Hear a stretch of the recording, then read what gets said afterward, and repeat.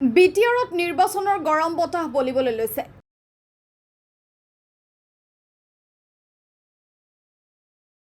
আগন্তুক বিটিআৰ নিৰ্বাচনৰ বাবে নিজ দলৰ ভেটি মজবুত কৰাৰ স্বাৰ্থত দেখা দিছে দলসমূহৰ মাজত বিশেষ তৎপৰতা।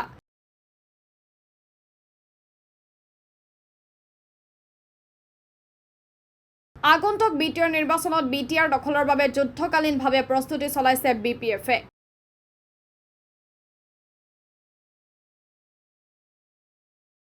দেওবাৰে ওদালগুৰি জিলাৰ ইক্ৰাবাৰীত বিপিএফৰ ইক্ৰাবাৰী প্ৰাইমেৰী সমিতিৰ সাধাৰণ সভা অনুষ্ঠিত হয়। পুৰণা সমিতি ভংগ কৰি নতুন সমিতিৰ গঠনাৰ্থে আয়োজন কৰে সাধাৰণ সভাৰ। সাধাৰণ সভাত উপস্থিত থাকে প্ৰাক্তন মন্ত্ৰী ৰিহন দৈমাৰী, ৩৭ নং ধনশ্ৰী পৰিষদীয় সমষ্টিৰ MCLA ফ্ৰেছ মুছাহাৰী ও বিপিএফৰ বিভিন্ন কৰ্মকৰ্তাসকল।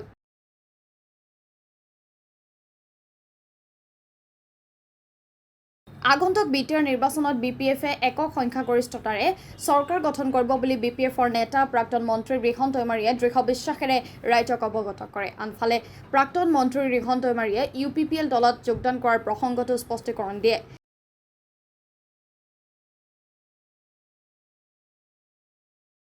বৰ্তমান UPPLৰ ভেটি নোহোৱা সময়ত UPPLত যোগদান কৰাৰ কথা প্ৰশ্নই নাহে। এয়া UPPLৰ মনে বিচৰা কথাহে বুলি কটাক্ষ মন্তব্য কৰে ৰিহন দৈমাৰীয়ে।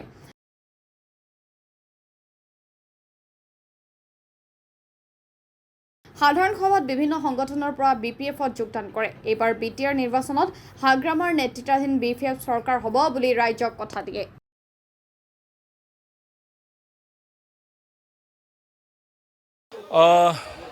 আজি যেটো আমাৰ এক্ৰাবাৰী প্ৰাইমাৰী হিচাপে আমি পুৰণা কমিটিটো ভংগ কৰি নতুন কমিটি গঠন কৰিবৰ কাৰণে প্ৰচেষ্টা লোৱা হৈছে। অলৰেডি নতুন কমিটিৰ প্ৰস্তাৱ সহকাৰে আমাৰ সভাপতিজনৰ কাৰণে 3 জন আহিছে আৰু সাধাৰণ সম্পাদকৰ পদৰ কাৰণে 2 জন আহিছে। এই হিচাপে আমাৰ এটা সুন্দৰ এটা মানে মিটিং হৈ আছে। এটা খুব এটা ভাল আমাৰ, কাৰণ অকল আমাৰ এইটো এক্ৰাবাৰীত হোৱা নাই। আমাৰ BTCৰ ভিতৰত 40টা সমষ্টি আছে। 40টা সমষ্টিটো সকলো সমিতিবিলাক আমি সকলো মানে ৰিচাপল কৰি আছোঁ। সেই হিচাপে আমাৰ এইটো CWC সিদ্ধান্ত, সেই সিদ্ধান্ত মৰ্মে আমি আজি এক্ৰাবাৰী প্ৰাইমাৰী হিচাপে আজি আমি এইটো গঠন কৰা হৈছে। সুন্দৰভাৱে মিটিংটো হৈ আছে যে আগন্তুক BTC ইলেকশ্যনত যাতে সেই কমিটি যিবিলাক নতুন কমিটি যিবিলাক দায়িত্ব পাব এইটো সক্ৰিয়ভাৱে কাম কৰিব আৰু এক্ৰাবাৰী প্ৰাইমাৰী হিচাপে আমি বিপুল ভোট পাই আমি জিতিব পাৰিম।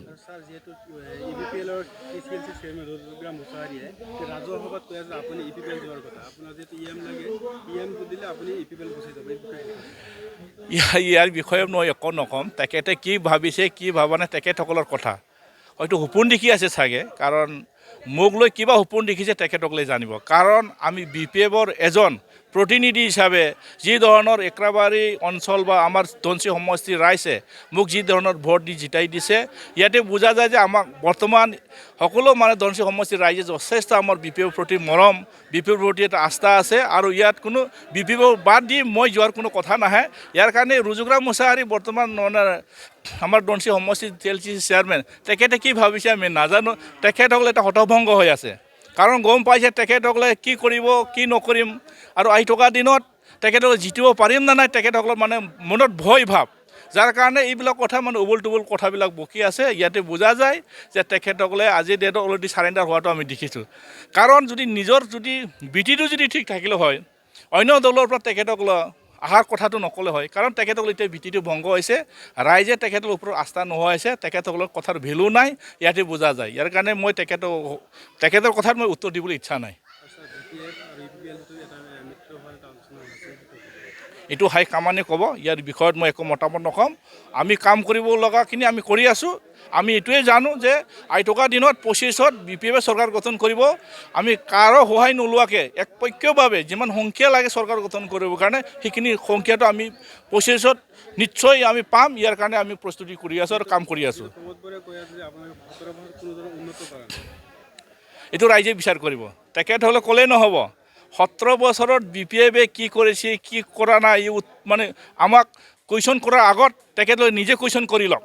তেখেতে কি কৰিছে 5 বছৰ কাৰ্যকালত, তেখেতে কি কৰিলে, কি তেখেতসকলে প্ৰতিশ্ৰুতি দিছিলে ৰাইজক। আজিলৈকে 4 বছৰ এতিয়া 5 বছৰ ভৰি দিছে। তেখেতলোকে প্ৰতিশ্ৰুতি দিয়াটো কেইটা তেখেতসকলে মানে কাম কৰিব দেখাব পাৰিলে। ইয়াতে বুজা যায় যে প্ৰমোদ বড়ো ডাঙৰীয়া কথাখিনি মাত্ৰ কোৱাত ভাল, বাস্তৱত তেখেতলোক কাম কৰিব পাৰিছে নাই এইটো ৰাইজে বিচাৰ কৰিব। ইয়াতে মই আপোনালোকৰ ছ'চিয়েল মিডিয়াৰ যোগেদি কথাটো ক'ব বিচাৰিম যে আজিৰ ডেটত তেখেতে কোনটো চেয়াৰত বহি কি কাম কাজ কৰি আছে তেখেতসকলে চুক্তি কৰি লৈ আনি তেখেতে কি কৰিলে এতিয়া কোনটো নিয়ম নীতিৰ মাজত BTCখন চলাই আছে কিমান দফা ৰূপায়ণ কৰিলে BTR নামত যিটো দফা BTR চুক্তিত কৰাৰ পিছত কোনটো দফা তেখেতসকলে ৰূপায়ণ কৰিলে আজি ডেট স্পষ্ট ক'ব পৰা নাই। ইয়াৰ কাৰণে BPF 17 বছৰত কি কৰিছে কি কৰা নাই আগত নিজক তেখেতলোকে কুৱেশ্যন কৰি লওক।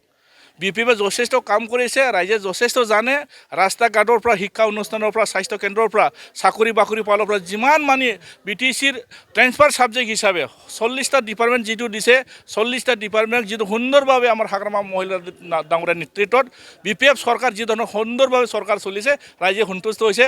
ইয়াৰ কাৰণে যোৱা 2020ত আমি 17টা পালোঁ, তেখেতসকলে কিমান পালে 12টা। সংখ্যা হিচাপে যদি চাব যায় কোনে জিতিলে পৰিকল্পনাভাৱে আমাক BTCত মানে চৰকাৰ গঠন কৰিব কাৰণে সহযোগ নিদিলে। ইয়াৰ কাৰণে আমি চৰকাৰ গঠন কৰিব পৰা নাই। এতিয়াও জানো আপোনালোকে ভালকৈ মানে অধ্যয়ন কৰক এই যে মানে MP ইলেকশ্যনত BPF কিমান সমষ্টিত জিতিছে আৰু কিমান ভোট পাইছে ইয়াতে বুজা যায়। ইয়াৰ কাৰণে আহি থকা 25ত নিশ্চিত BPF চৰকাৰ কৰিব, ইয়াত কোনো ডাউট নাই, এতিয়াও স্পষ্ট হৈ গ'ল। ইয়াৰ কাৰণে সকলো আমাৰ BTC-বাসী ৰাইজক অনুৰোধ কৰি বিচাৰিছোঁ আপোনালোকে সিদ্ধান্ত লওক। BTCখন যদি ভাল বিচাৰে BTC প্ৰশাসন যদি আপোনালোকে ঠিক হোৱাটো বিচাৰে আপোনালোকে গম পাব।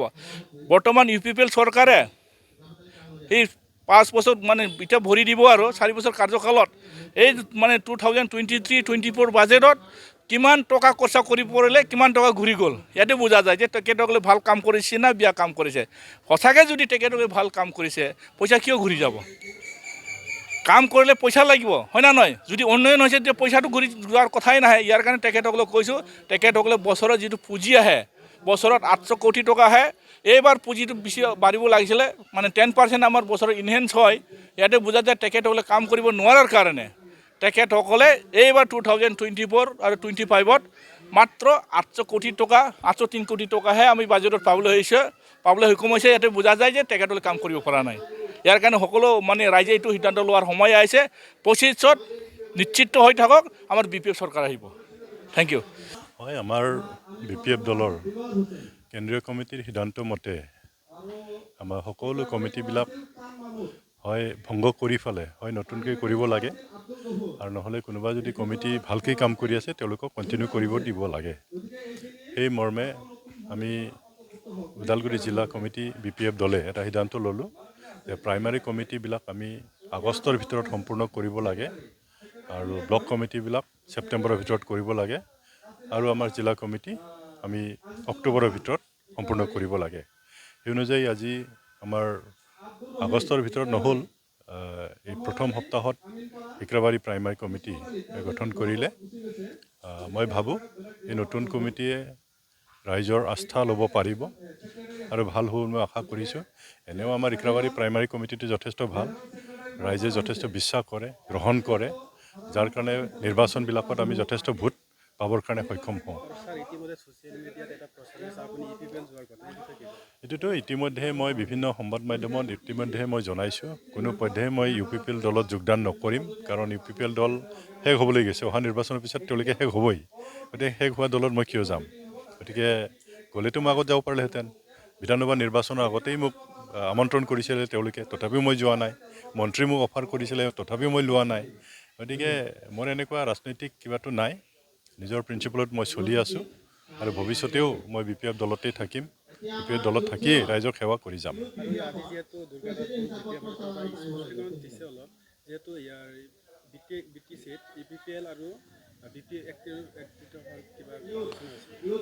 তেনেকুৱা ধৰণে আলোচনাটো আপচুৱে যেতিয়া কৈছিলে যে BPF আৰু UPPL এক হ'ব লাগে, আমিও চিন্তা কৰিছোঁ যদি আমি এক হ'ব পাৰোঁ যথেষ্ট ভাল, কিন্তু কেনেকৈ সম্ভৱ হয় তাৰ কাৰণে আলোচনা কৰিব লাগে। আলোচনা নিশ্চয়কৈ হৈছে, কিন্তু একদম বহুত প্ৰিলিমিনাৰী ষ্টেজত এতিয়াও আছে। বহুতখিনি আলোচনা কৰিবলগীয়া আছে, বহুত টাৰ্মছ এণ্ড কণ্ডিশ্যনবিলাক আছে, সকলোবিলাক ফুলফিল হ'ব লাগিব।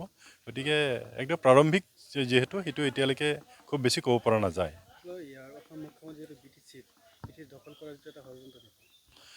একজেক্টলি সকলো ৰাজনৈতিক দলৰেই অধিকাৰ আছে গণতন্ত্ৰত, যিকোনো নিৰ্বাচন খেলিব পাৰে। গতিকে তেওঁলোকে এটা ৰাষ্ট্ৰীয় দল তেওঁলোকে নিশ্চয় খেলিব ইলেকশ্যনটো খেলাৰ অধিকাৰ সকলোৰে আছে তাতো কোনো বাধা দিব নোৱাৰে খেলিব